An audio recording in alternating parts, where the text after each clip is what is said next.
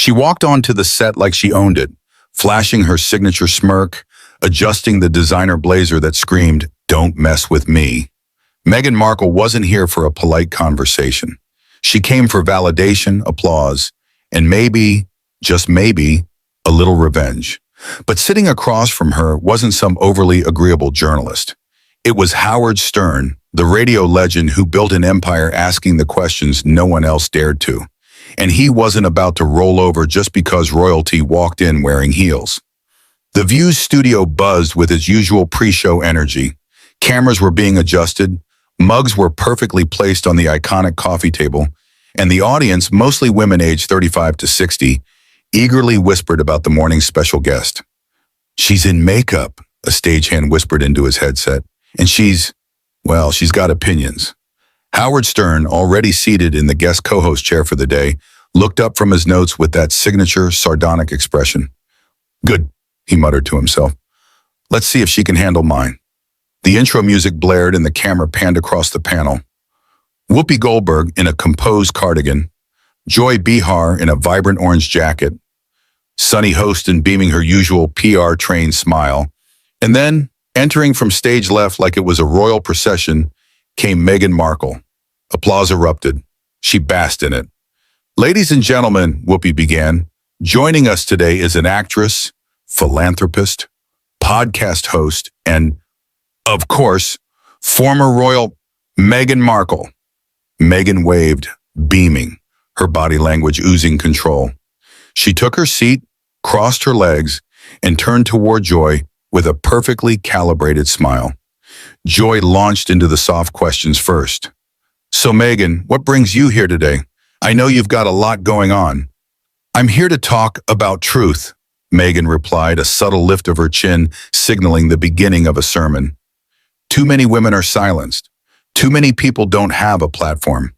I think it's important that I continue using mine responsibly." Howard leaned back, arms crossed. "Responsibly. That's a loaded word," he muttered, just loud enough for his mic to pick up. Meghan shot him a glance. "Excuse me?" Howard sat forward, polite smile in place. "I just mean, when you have a platform that large, every word gets amplified. Doesn't it ever cross your mind that sometimes silence can be more powerful than another Netflix deal?" The air stiffened. "Wow," Meghan said, her smile dropping into a disapproving stare. "That's a very old-school male perspective." Whoopi chuckled nervously. All right, let's keep it friendly. We've got a lot to cover." But Meghan was already off to the races. "Howard," she began, voice sweet but patronizing, "you made a career saying whatever you wanted, no matter who it hurt. So I find it interesting that you would lecture me about responsibility." The audience let out a collective, "Ooh." Howard nodded, unbothered. "Fair enough, but I also never claimed to be a humanitarian." Joy tried to steer things away. "Let's talk about your foundation work, Meghan." "No, let's not skip over this," Meghan interrupted, staring Howard down. "What exactly is your issue with me? That I married a prince? That I decided not to stay silent? Or is it just easier for you to make me the villain because I refuse to conform?" Howard exhaled slowly. "My issue, Meghan, isn't personal. It's observational. You want to be taken seriously as an advocate for mental health, women's rights, racial equity? Great.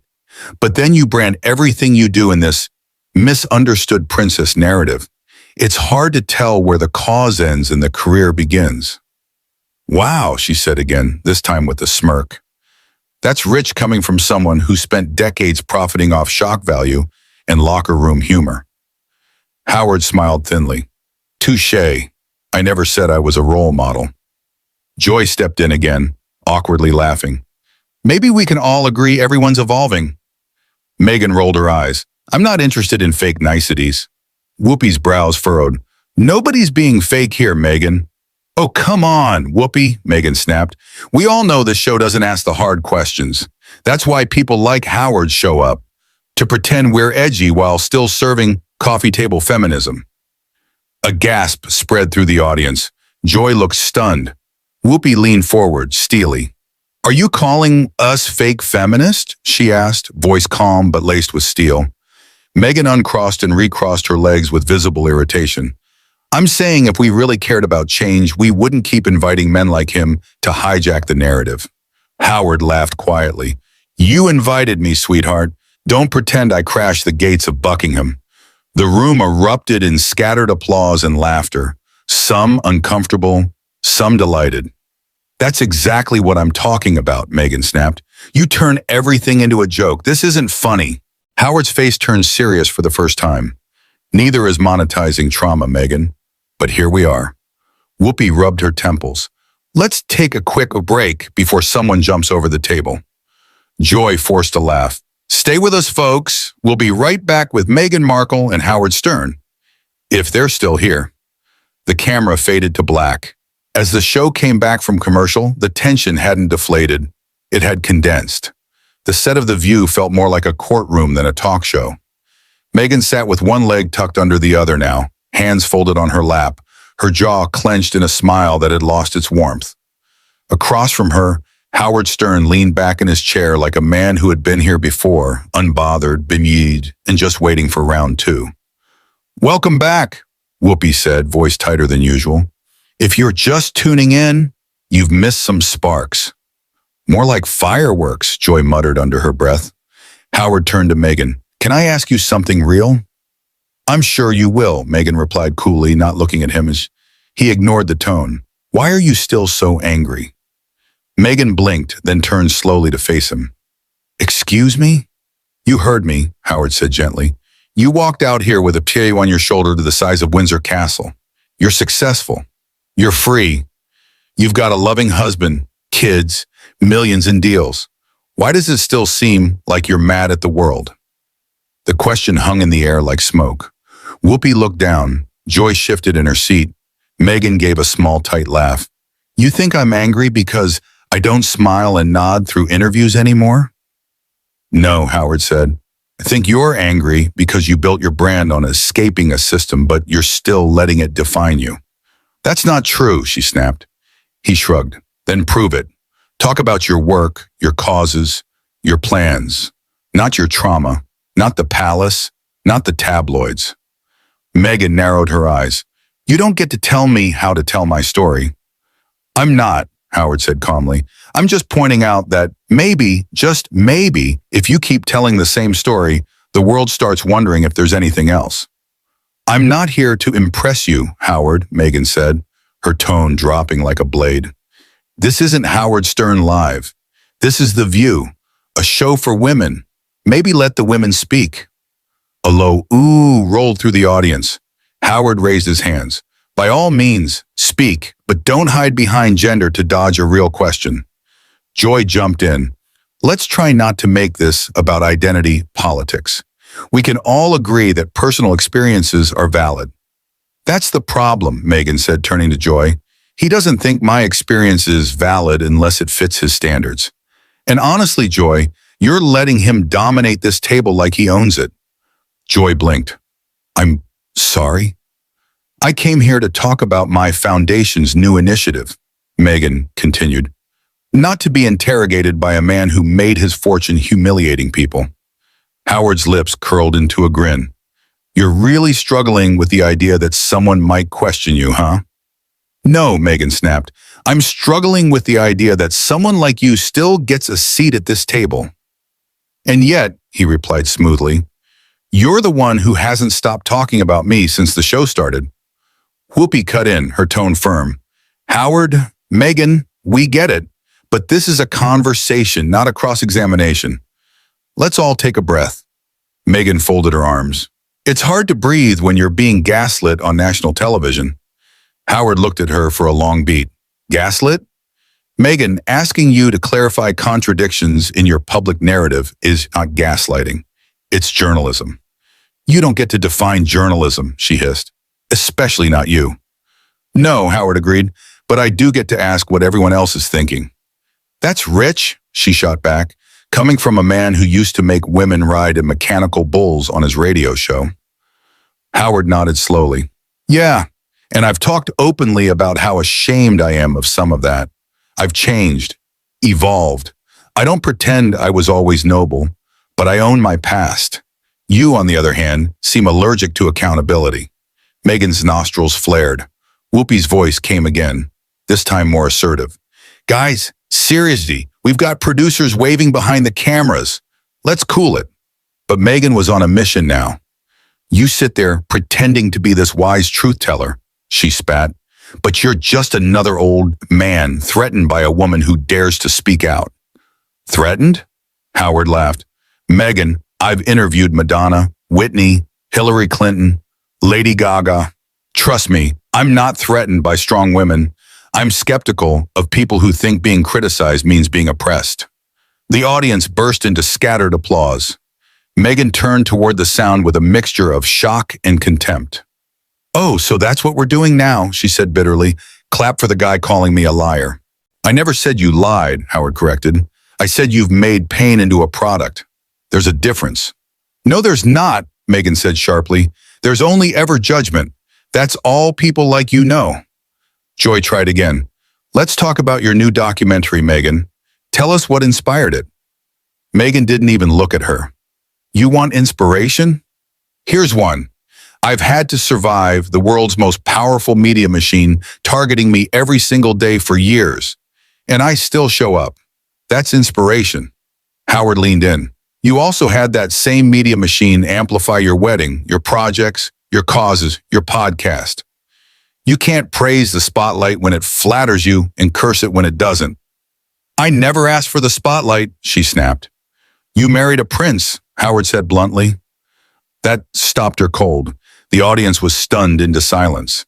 Meghan stared at him, visibly seething. You think that makes it okay? That I deserve what happened to me because I fell in love? No, he said calmly. I think it means you knew the rules and then acted surprised when they applied to you. Whoopi pushed her mug forward. Okay, seriously, we're done here. This is not what the show is for. But Meghan wasn't done. You're a joke, she whispered across the table, a walking relic pretending to be relevant. And you're a brand, Howard said quietly, wrapped in victimhood, trying to sell empowerment while stomping on anyone who asked for clarity. The silence that followed felt like gravity. No one moved. Finally, Joy spoke, her voice barely above a whisper. We'll be right back. The screen faded to black again, but in the studio, nobody exhaled. The third segment of the show began not with applause, but with palpable hesitation. Viewers at home were glued to their screens. In the studio, phones had quietly started recording under tables. The air was thick, part anticipation, part disbelief. As the lights went up again, the host tried to reset. Joy Behar smiled stiffly. Well, it's been a lively morning on The View. We're back with Meghan Markle and guest co-host Howard Stern, discussing, well, a lot of things. Meghan didn't smile. She leaned back in her chair like a queen surveying a court of jesters. Let's not pretend this is a discussion, she said. This has been an ambush. Whoopi folded her arms. Meghan, you've had more speaking time than all of us combined. That's because I have something to say, Meghan replied. Howard chuckled softly. You've said plenty. The question is, has anything changed? That set her off. You know what your problem is, Howard? Meghan leaned forward now, her tone like a switchblade. You think sarcasm is intelligence? You sit there grinning like the smartest guy in the room, but all you're doing is bullying people who have lived through more than you can imagine. Howard's expression didn't change. I don't bully, I probe. I confront contradictions. That's what adults do in public discourse. Oh, please, she snapped. You're a shock jock dressed in NPR clothes. That one got a laugh from the audience, but not the kind Meghan wanted. The sound of people enjoying Howard's composure while she unraveled visibly made her flinch. Let me ask you a question, Meghan said, turning her fire toward Joy now. Would any male guest be treated like this on this show? Joy blinked. Meghan, you're the one who called us fake feminists 20 minutes ago. Because you brought him on this set and let him hijack the message. Meghan, Whoopi cut in, voice firm now, we didn't bring him on to gang up on you. We brought him on because he brings real questions. You wanted to talk about your docuseries. We gave you the space. But every time someone questions the framing, you accuse them of an attack.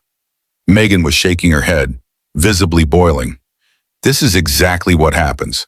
A woman tells her story and the world wants her to smile while she bleeds. No, Howard interrupted, still calm. The world just wants to know if the bleeding ever stops, or if it's just the trailer for your next exclusive deal.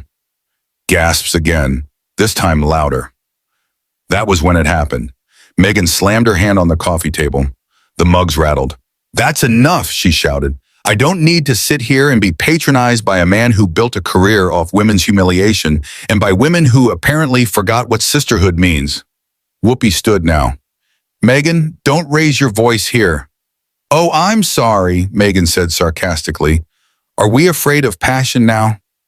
"We're afraid of entitlement masquerading as trauma," Howard said, without missing a beat. Boom. Silence. Even Joy Behar looked stunned. "You're just mad," Howard continued, "that I didn't kneel when you walked in." "No," Meghan said, eyes narrowing. "I'm mad that the media keeps putting old men on pedestals while dissecting women like cadavers." "You're not being dissected," Howard replied. "You're being questioned. That's the cost of public life. If you want praise without scrutiny, start a fan club. Don't come on a talk show." At that moment, Meghan stood up. The audience gasped again. "I don't need to take this," she said, "from you or this show." "Then don't," Howard said. "The door's right there." Whoopi stepped in front of the desk. Okay, enough. Let's de-escalate." "No, let her go," Howard said plainly. "She's not interested in a conversation. She wants a coronation." "You're disgusting," Meghan said, turning toward him. Howard nodded once. "And you're exhausting." The studio fell completely silent. Finally, a voice came through Meghan's earpiece from backstage. "We're going to cut here if she leaves the frame." But she didn't care. She turned and walked off the set. The cameras tried to pan away, but not fast enough. Viewers at home saw the back of her white suit jacket as she stormed behind the curtain. A long beat passed before Joy finally exhaled and faced the camera. Well, that happened. Howard shrugged and took a sip of water. Whoopi shook her head. "This isn't what we wanted today." "No," Howard said, "but it's what we got." The screen faded to the show's logo, and with it, a firestorm erupted online, dividing fans, critics, feminists, journalists, and everyone in between. The cameras didn't cut immediately. For a full 5 seconds after Meghan Markle stormed off set, the studio sat in stunned silence. The camera panned awkwardly between Joy Behar and Whoopi Goldberg, both still seated, and Howard Stern, who had remained calm, still sipping from his now lukewarm mug of tea, as if nothing seismic had just unfolded before a national audience. From backstage, muffled voices and a slammed door echoed faintly into the microphones. Joy finally cleared her throat.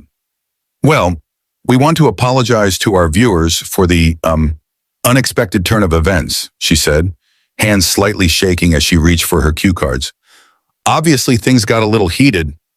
"A little?" Whoopi muttered under her breath. Howard leaned into the mic again. "Don't apologize for real conversation. You asked me to be here to talk, and that's what I did." Joy turned to him, her voice measured. "There's talking, Howard, and then there's turning an interview into a firing squad." "I didn't fire anything," Howard replied smoothly. "She walked onto the set expecting applause, not questions. That's not a talk show, that's PR. And I don't do PR." Whoopi finally spoke up, her voice low but firm. "Howard, I respect you. You know that. But there's a line between asking tough questions and provoking someone into a public meltdown." Howard shrugged. "Then maybe the problem isn't the question, it's how fragile the answers are." The audience didn't clap. Not this time. The energy had shifted entirely. Some looked contemplative, others uncomfortable. But no one moved. And then, in a rare breach of protocol, executive producer Brian Donnelly's voice came through the studio PA system. "Folks, we're going to take an extended break. Please remain in your seats." But Howard wasn't finished. He turned directly to the camera.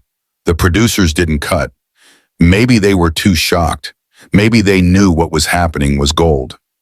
Either way, the red light stayed on, and Howard Stern, microphone king, provocateur, and accidental truth teller, took center stage.